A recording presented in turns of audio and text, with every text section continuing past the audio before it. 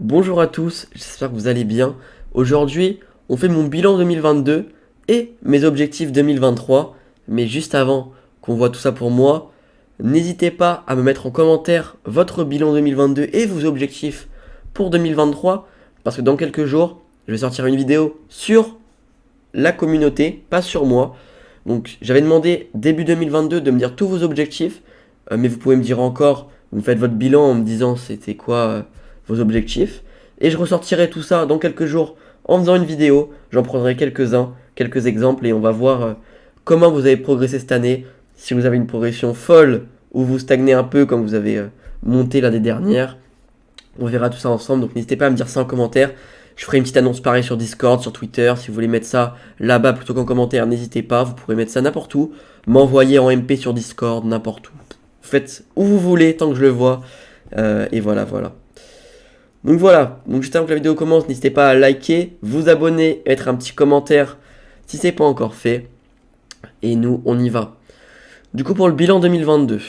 Alors, ce bilan 2022, on va voir un peu ma courbe.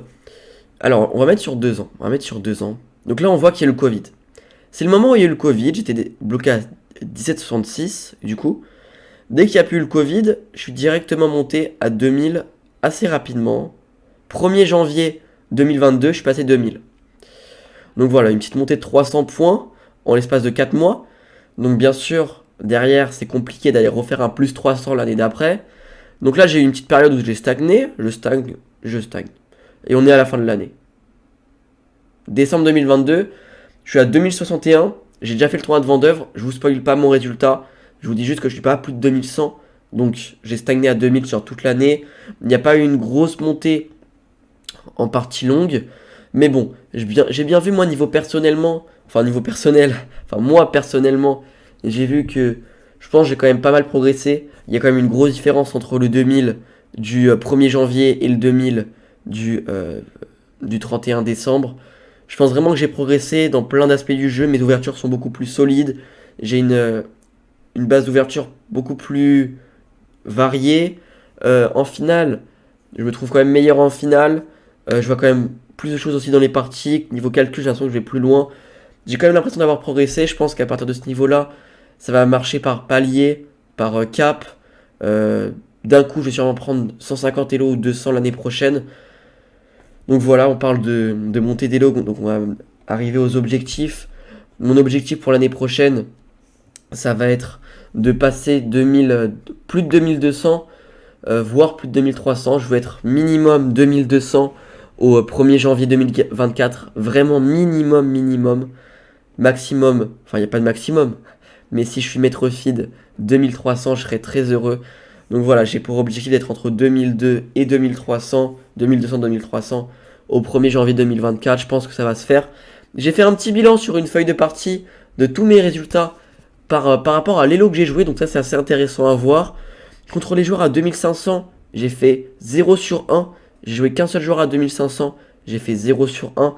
Donc j'ai pris pour la période entre le 20 décembre 2021 et le 20 décembre 2022, parce que je vous spoil pas le tournoi de Vendœuvre que je viens de faire, donc il n'y a pas mes résultats de Vendœuvre là-dedans, c'est que entre Vendœuvre de l'année dernière et juste avant mon Vendœuvre, donc j'ai perdu contre un 25, j'ai fait 3 parties, 3 défaites contre des joueurs à 2400, toujours pas de résultat contre ces joueurs-là, j'ai pas joué de joueurs à 2300 cette année, par contre, j'ai joué 7 joueurs à 2200, j'ai fait 2 sur 7, 4 matchs nuls, 3 défaites, 0 victoire. 3 défaites, mais des parties extrêmement serrées. Je suis jamais en difficulté contre ces joueurs-là, donc ça fait extrêmement plaisir.